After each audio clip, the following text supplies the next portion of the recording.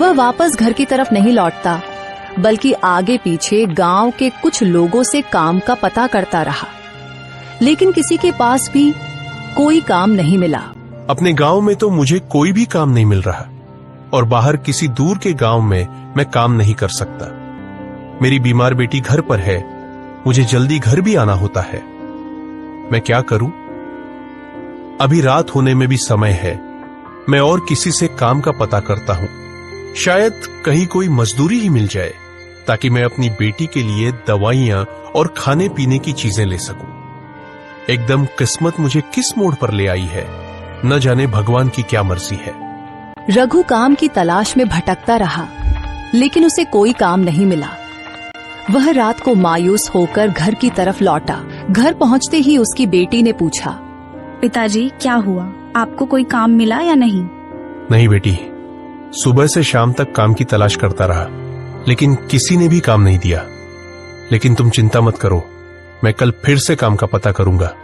तुम बताओ, तुमने दवा खाई है या नहीं और तबीयत अब कैसी है? नहीं पिताजी, दवा तो सुबह ही खत्म हो गई थी। मुझे आपको बताने का याद नहीं रहा। ये क्या बोल रही हो बेटी? तुम्हें पता भी है तुम्हारी तबीयत कितनी खराब है। दवा के बिना तुम्हारा गुजारा नहीं है। फिर तुमने मुझे बताया क्यों नहीं? मैं जैसे ही पैसे करूं तुम्हारे लिए दवा लेकर आता हूं। आज तुमने ये गलती कर दी है, दोबारा ऐसा मत करना। तुम बैठो, मैं तुम्हारे लिए दवा लेकर आता हूं।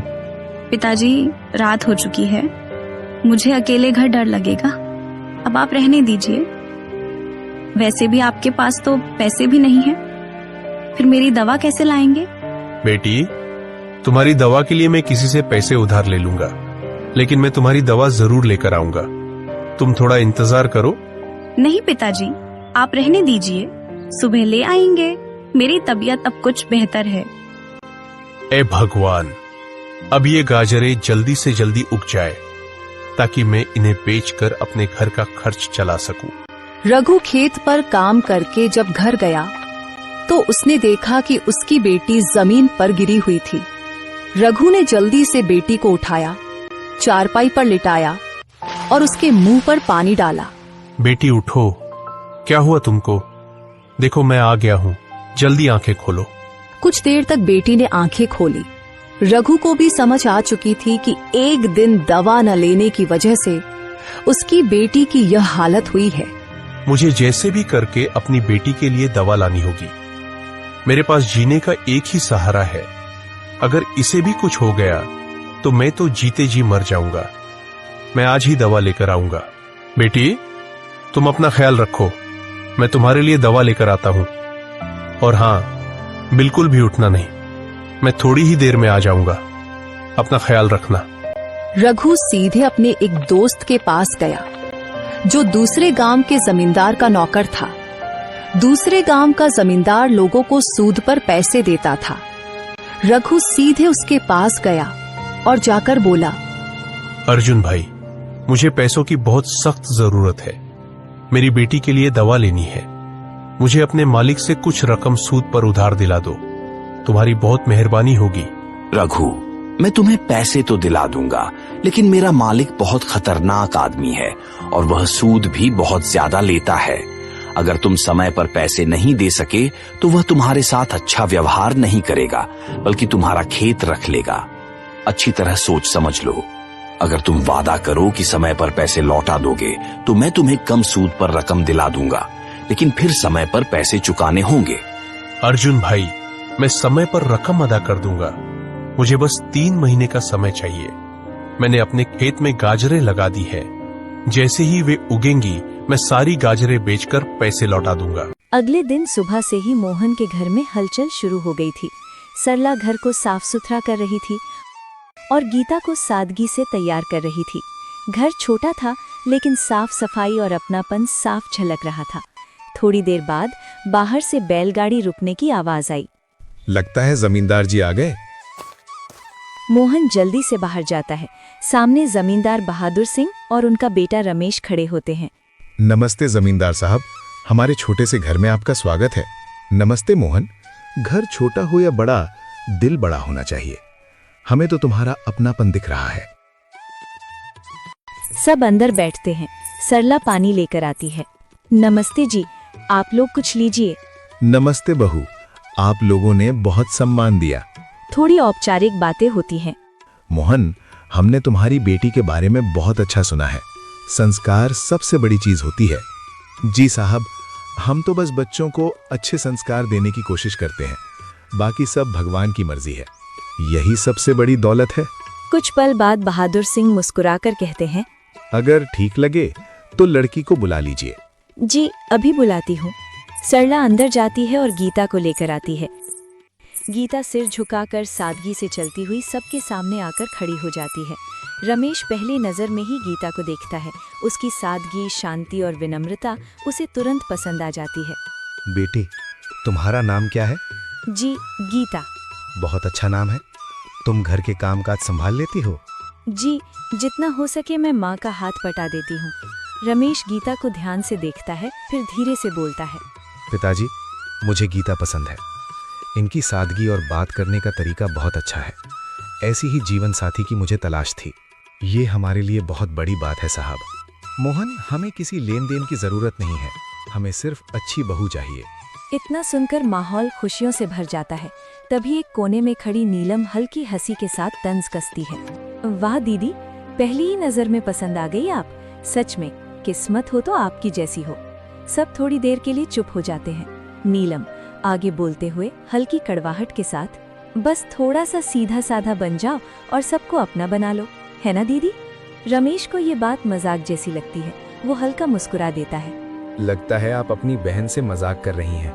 नीलम सीधे देखते हुए हल्की मुस्कान, लेकिन अंदर से जलन के साथ। मजाक नहीं, मैं तो बस सच कह रही हूँ। दीदी को सब कुछ आसानी से मिल जाता है। हम जैसे लोगों को थोड़ा ज्यादा कोशिश करनी पड़ती है।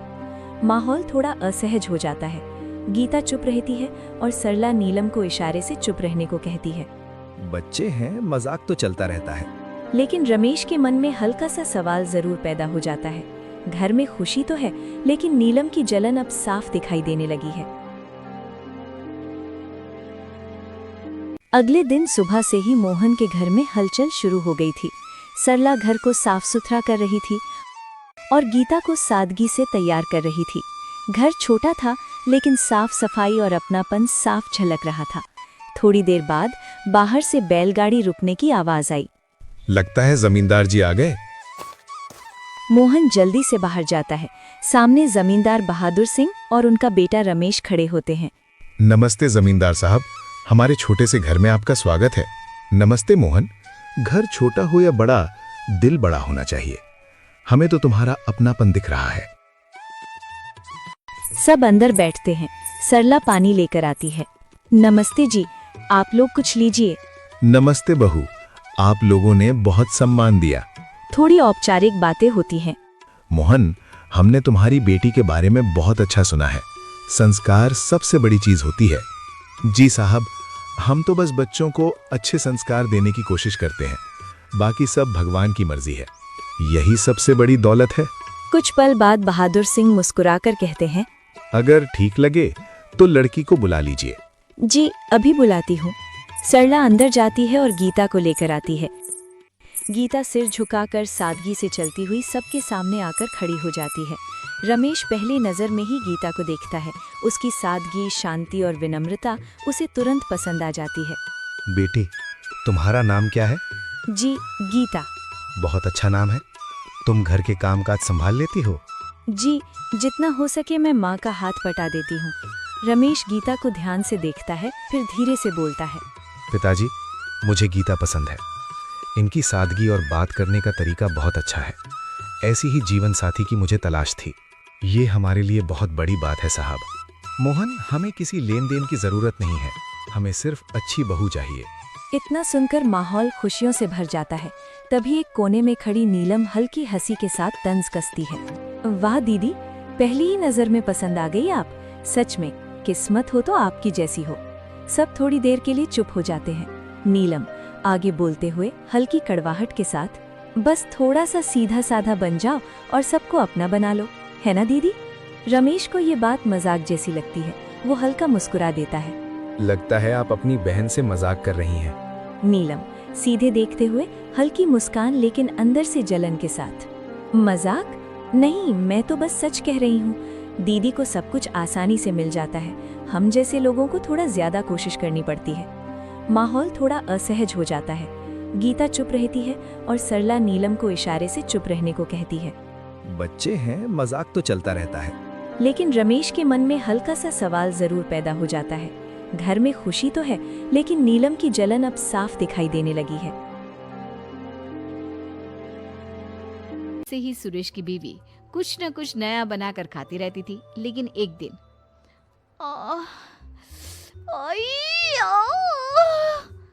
क्या हुआ? क्यों नाटक कर रही हो? अगर तुम मेरा ध्यान अपनी तरफ खींचने के लिए ये सब कर रही हो तो। नहीं जी, मुझे सच्ची में बहुत दर्द हो रहा है। इतना दर्द जैसे पेट में आग लग गई हो। क्या सच्ची में? क्या खाया था? आग पेट में लग गई? कैसे? मैं दर्द से परेशान हूँ और आपको मजाक लग रहा है। मैं ये दर्द नहीं सह पाऊंगी, मुझे डॉक्टर के पास ले चलिए प्लीज। पागल, डॉक्टर के पास नहीं, तुझे तो किसी खाने के ठेले में खड़ा कर देते हैं। क्यों? वहीं जाकर तुम ठीक हो जाओगी। सुरेश अपनी बीवी को पास के हॉस्पिटल ले जाता है और उसे दिखाता है। डॉक्टर जी, क्या हुआ है? मेरी बीवी को ऐसा क्यों लगता है जैसे उसके पेट में आग लगी है? कहीं ये। पति डर सा जाता है, लेकिन तभी अरे नहीं नहीं, कुछ नहीं।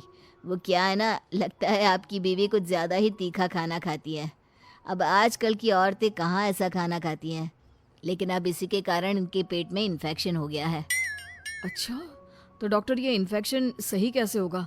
ये तो तीखा खाना छोड़ ही नहीं सकती। नहीं छोड़ सकती तो क्या होता है? अरे भैया, इनको तीखा और बाहर का खाना बंद करना ही होगा, नहीं तो ये इन्फेक्शन फैल गया तो अच्छा नहीं है। इसका ऑपरेशन करना पड़ेगा। फिर तो ये गजब सा फिगर है ना भाभी जी का वो अम्मी जी जैसा हो जाएगा। बाकी भाभी जी की मर्जी। नहीं नहीं, मैं मोटी आंटी जैसी नहीं बनना चाहती।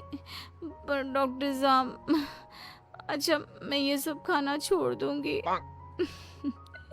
पति डॉक्टर को देखता है और फिर, तुमने सुना डॉक्टर की बात? तुमसे कितनी बार कहा मैंने, लेकिन तुम नहीं मानी। अब कर दी ना अपनी तबीयत खराब, और खाओ तीखा चटपटा खाना।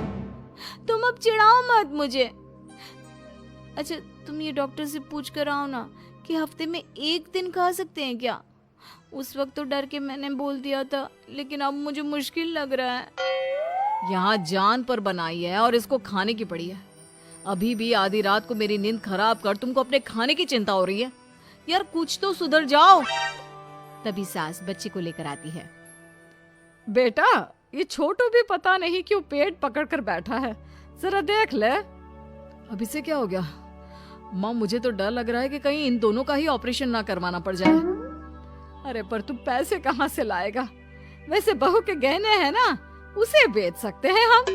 नहीं नहीं, मेरे गहनों की ओर ना देखना। मैं वादा करती हूँ, मैं चटोरे खाने की ओर नजर भी नहीं लगाऊंगी। मम्मी, ये आप क्या कह रही हो? हाँ बेटा, मेरी गलती है कि मैंने इतना चटोरा तुझे बना दिया। मुझे माफ कर दे।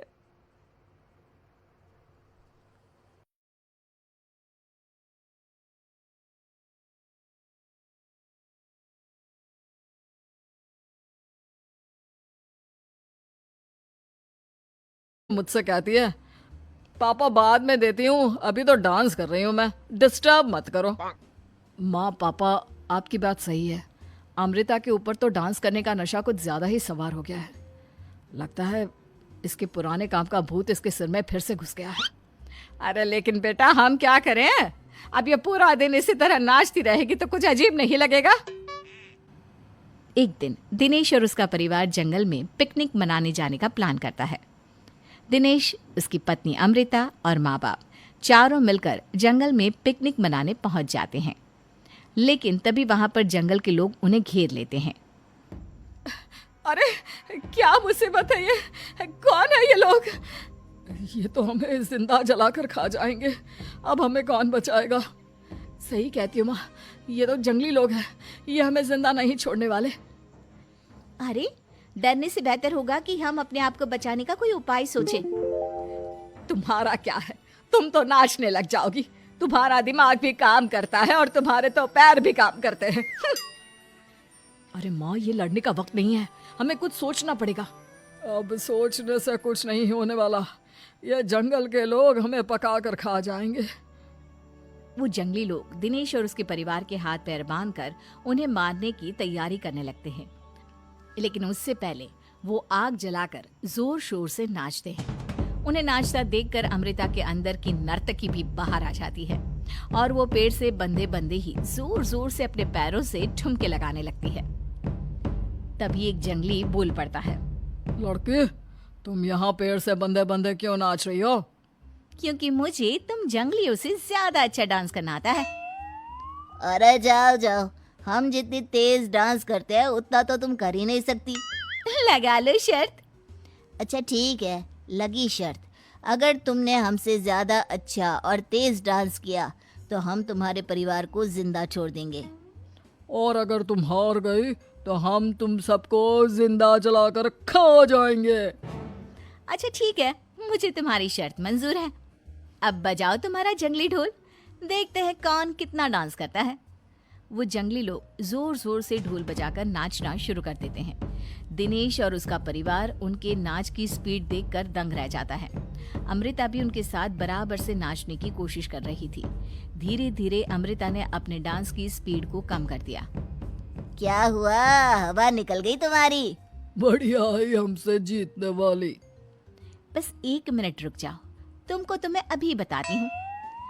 अब तक अमृता धीरे धीरे नाच रही थी ताकि वो सारे जंगली थक जाए और अमृता बाद में जोर जोर से डांस करके उन्हें हरा दे।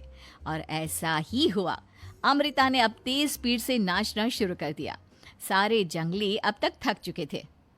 देखा, अब पता चला कौन ज्यादा अच्छा और तेज नाच सकता है। हाँ हाँ, तुम ही हमसे ज्यादा अच्छा और तेज डांस करती हो। हमने मान लिया, बहुत थक गए, बस भी करो। अरे अभी कहाँ से बस करो, तुम कहो तो मैं दिन रात लगातार नाच सकती हूँ।